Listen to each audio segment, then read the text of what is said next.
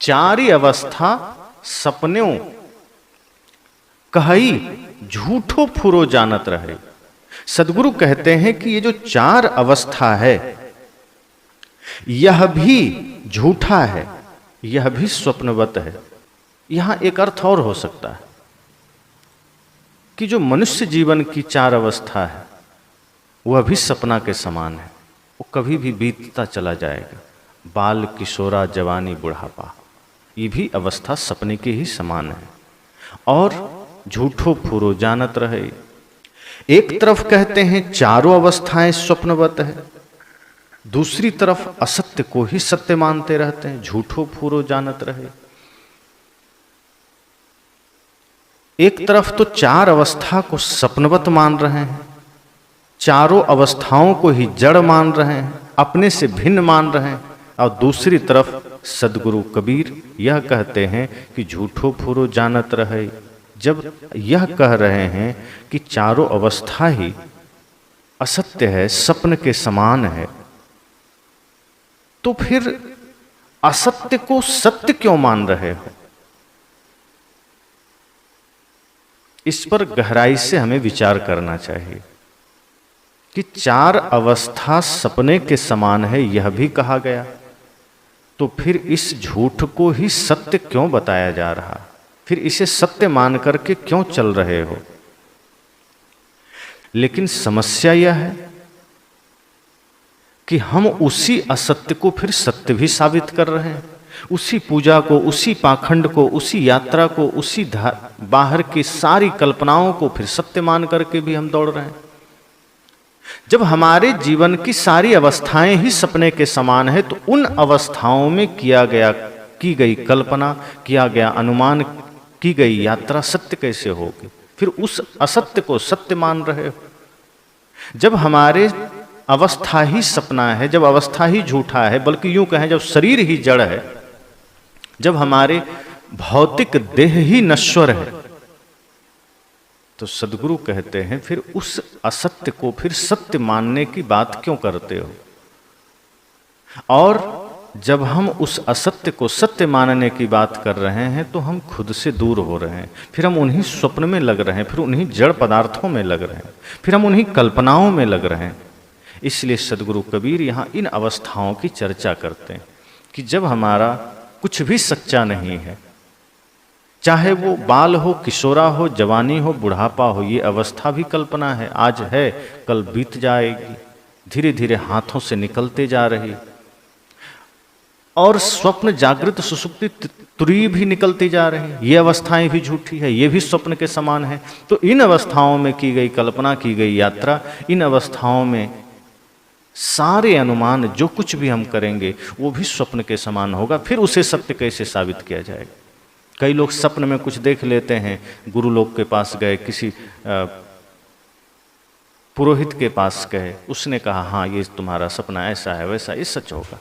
जो सपनों को भी सच बताएं, ऐसे लोग हमारे हर एक क्रियाकलाप को बाहर संसार में बता बता करके, बाहर की यात्रा दिखा दिखा करके, बाहर अनुमान बता बता करके, बाहर की कल्पनाओं में लगाने की बात कर करके आदमी को बिल्कुल झूठा बना देता है, उसकी बुद्धि को ही खत्म कर देता है, उसके विवेक को ही खत्म कर देता है। साहब कहते मिथ्या बात न जाने कोई, यही विधि सब गैल भी कोई। सदगुरु कहते हैं असत्य को असत्य समझना तथा उसे असत्य ही कहना कोई मामूली बात नहीं है।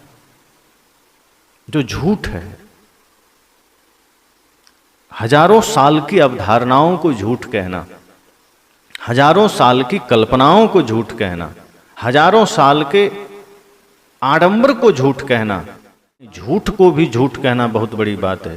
कोई चोर हो, सब जान रहा है, लेकिन सामने से उसे चोर कह दीजिए, साधारण बात नहीं। कोई कपटी है, उसे सामने से कपटी कह दीजिए, साधारण बात नहीं। कोई ढोंगी है, सामने से ढोंगी कहना साधारण बात नहीं। पर सदगुरु कबीर में ये हिम्मत, ये साहस था। उन्होंने सत्य को सत्य कहा, असत्य को असत्य कहा, झूठ को झूठ कहा। जहां गलतियां थी साहब ने कहा। वे कहते हैं कि यह सहज बात नहीं है। हजारों वर्षों से जिस अवधारणा को मन में लोग मान कर बैठे हुए हैं, उसे काटना विवेक और वीरता का काम है, साधारण बात नहीं।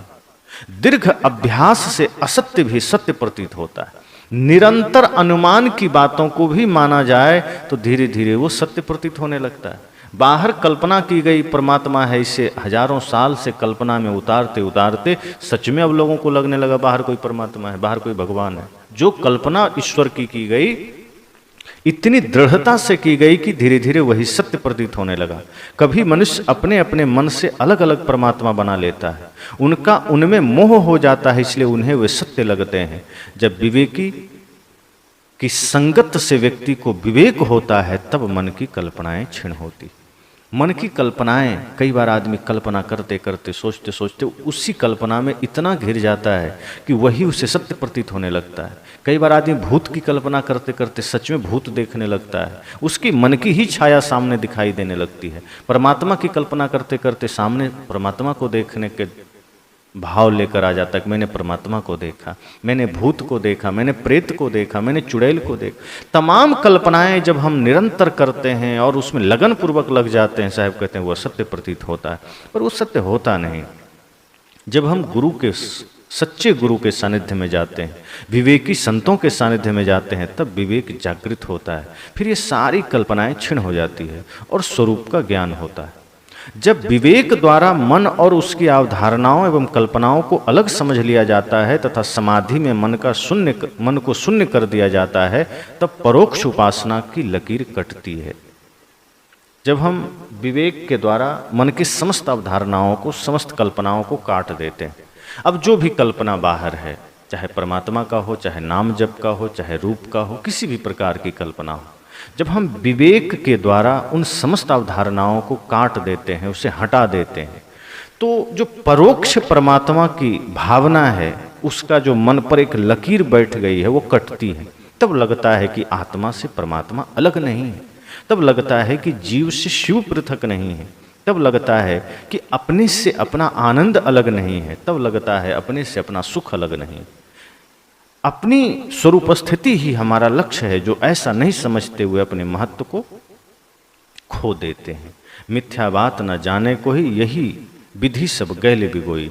जब हम कल्पनाओं को नहीं समझ पाते, तमाम जो असत्य हमारे सामने फैला हुआ है, इस झूठे संसार को नहीं समझ पाते, अपने से पृथक अवधारणाओं को नहीं समझ पाते, तो क्या होता है कि हम अपने आप को ही खो देते हैं। हम अपनी संभावनाओं को तो खोते ही हैं, हम स्वयं को भी खो देते हैं। इसलिए साहब कहते हैं मिथ्या बात ना जाने कोई। ये संसार मिथ्या है, संबंध मिथ्या है, बाहर की सारी कल्पनाएं मिथ्या है, यह कोई जानता नहीं। संसार से हमारा संबंध मिथ्या है, परमात्मा की खोज मिथ्या है, परमात्मा की कल्पना मिथ्या है। और जब यह समझ में नहीं आता है तो यही विधि सब गैल बिगोई। फिर इस प्रकार से धीरे धीरे हम सब कुछ खो देते हैं, सब गंवा देते हैं, मनुष्य जीवन गंवा देते हैं। जो जीवन कल्याण के लिए मिला, हम कल्याण पथ से जीवन भर भटके रहते हैं, फिर हमें कुछ मिलता नहीं। आगे साहब कहते हैं, आगे दे दे सबन गंवाया, आगे परमात्मा या मोक्ष मिलेगा, लोगों को ऐसी आशा दे देकर गुरुओं ने उन्हें सांत्वना दी, किंतु इस आशा में लोग अपने दांवों को हार चले। आगे दे दे सबन गंवाया, मानुष बुद्धि सपने नहीं पाया। यहाँ दो अर्थ हो सकते हैं कि आगे दे दे, या तो जो पहले के लोग कुछ कह गए, आगे जो हमारे आगे हो गए लोग, पहले हो गए, तो उन्होंने जो कुछ भी हमें बताया कि परमात्मा या मोक्ष मिलेगा, या शांति मिलेगी, स्वर्ग मिलेगा, या जन्नत मिलेगी, इस तरह से जो बता दिया गया, जो अवधारणाएं हमें बताई गई या बताया जा रहा है, या जो बता दिया गया या बताया जा रहा है, ऐसी आशा, ऐसा विश्वास लोगों के मन में डाला गया, उन्हें बताया गया, उन्हें सांत्वना दी गई, किंतु इस आशा में लोग अपने दांव को हार चले, क्योंकि इस आशा में जीवन जीने लगे। अब कोई आदमी 50 साल से नाम जप कर रहा है, बाहर किसी ईश्वर की कल्पना करके उसकी भक्ति कर रहा है, और 50वें साल के बाद उसको अचानक पता चले कि हम जो भी कर रहे हैं वो सब झूठा है, कल्पना है। सोचिए उस आदमी पर क्या बीतेगा। जैसे कोई आदमी 20 साल से जेल में बंद हो और 20 साल के बाद यह फैसला आए कि यह आदमी निर्दोष है, सोचिए उसको क्या फील होगा। यही बात है। 10 साल से, 20 साल से, 50 साल से, 60 साल से कोई बाहर भक्ति कर रहा है, किसी काल्पनिक परमात्मा के पीछे जा रहा है, नाम जप कर रहा है, और अचानक यह बोध हो किसी गुरु के द्वारा कि ये बाहर की यात्रा झूठी है, काल्पनिक है, तब उसे लगता है कि सब गंवा दिया, सब खो दिया, सब हम हार गए। इतना समय तो हारे ही, हम कितना कुछ हार गए।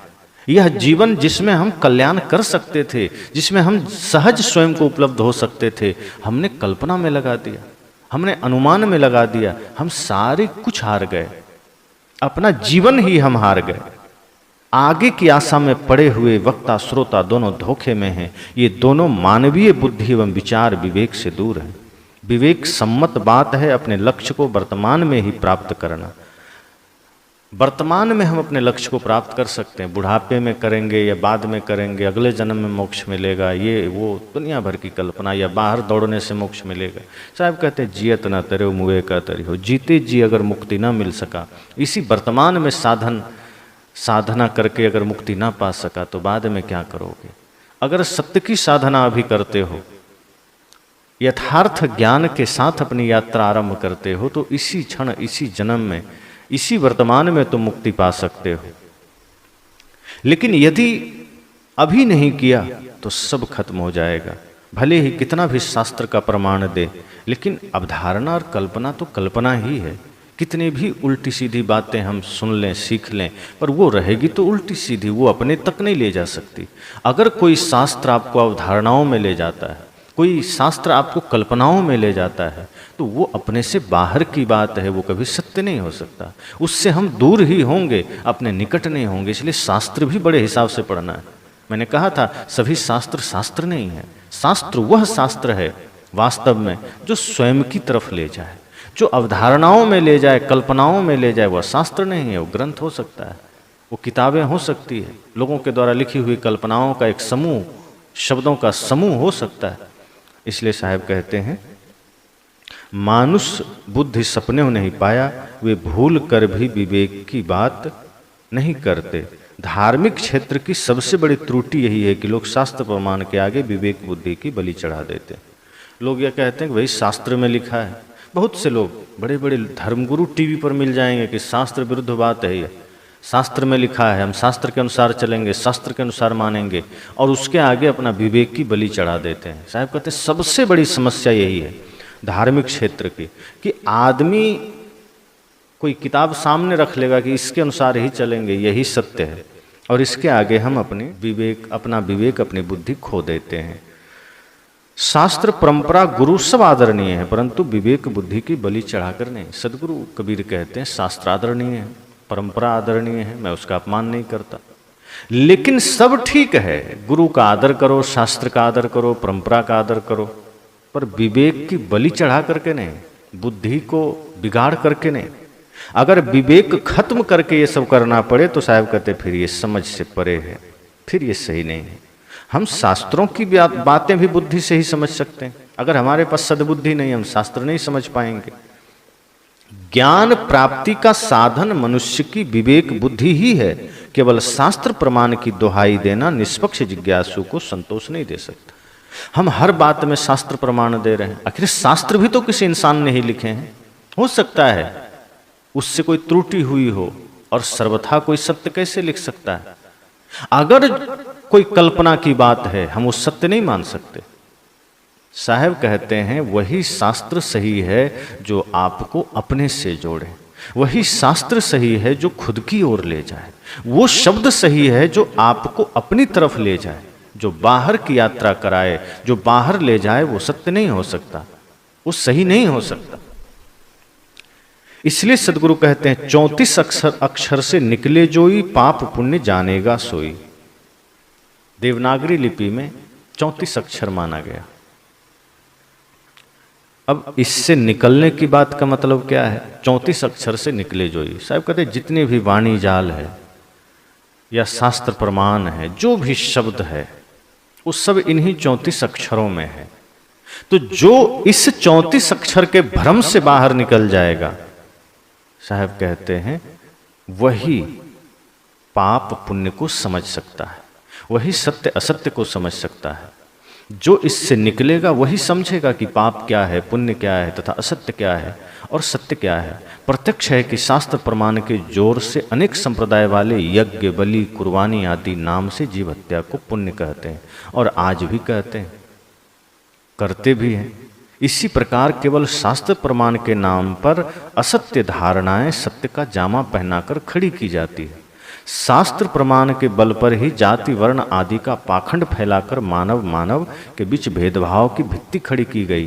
34 अक्षर से निकले जोई, पाप पुण्य जानेगा सोई, बहुत मार्मिक वचन है। शास्त्र प्रमाण का मोह छोड़े बिना कोई सत्य नहीं पा सकता। अब इसको हमें थोड़ा समझना है। सदगुरु कबीर कहते हैं कि शास्त्र प्रमाण के बल पर ही बलि भी हो रही है। मुख शास्त्र में है बलि करेंगे और लोग आज भी कर रहे हैं। और जैसा कि कई शास्त्रों में बलि प्रथा की बातें आई भी है, खास करके वेद में ही गौमेध, नरमेध, अश्वमेध की चर्चा आई, तो उसका उदाहरण देकर के लोग जीव हत्या करते हैं। अब सोचिए शास्त्र प्रमाण कितना बड़ा जहर है। जो इस 34 अक्षर से शास्त्र प्रमाण के जंजाल से, वाणी जाल से बाहर नहीं निकलेगा तो बहुत से क्रूर बातों को मानता रहेगा।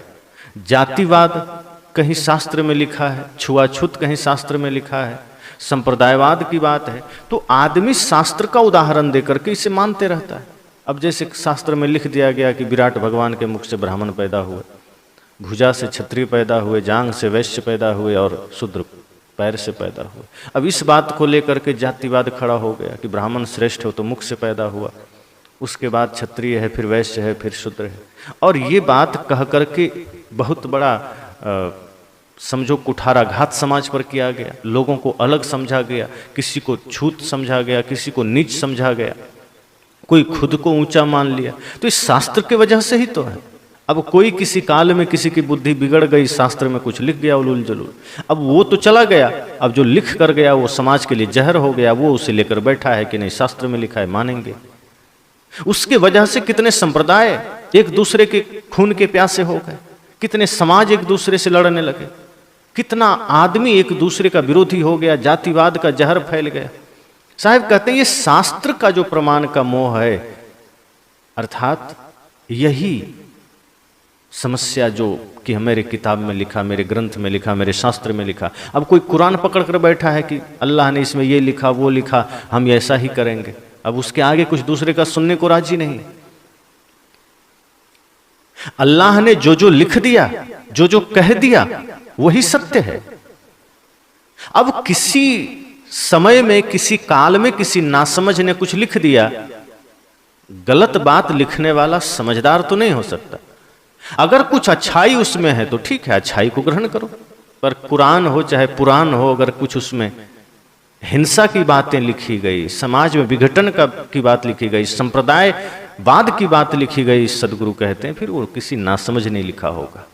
और ऐसी बातों को आदमी मान मान करके अपना अलग संप्रदाय फिर खड़ा कर लेता है। विवेक से कोई मतलब नहीं होता। इसलिए साहब कहते हैं कि फिर न पुण्य को समझोगे न पाप को समझोगे, तुम पाप ही करोगे। पुण्य समझ करके पाप करते चले जाओगे, सत्य समझकर असत्य में दौड़ते चले जाओगे।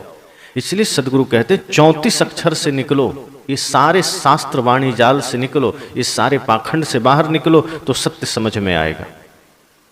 ये सारे पाखंड तभी मिट सकते हैं। ये जो जितने भी पाखंड की दीवारें खड़ी हुई, ये 34 अक्षर से निकलने के बाद, अर्थात वाणी जाल से मुक्त होने के बाद।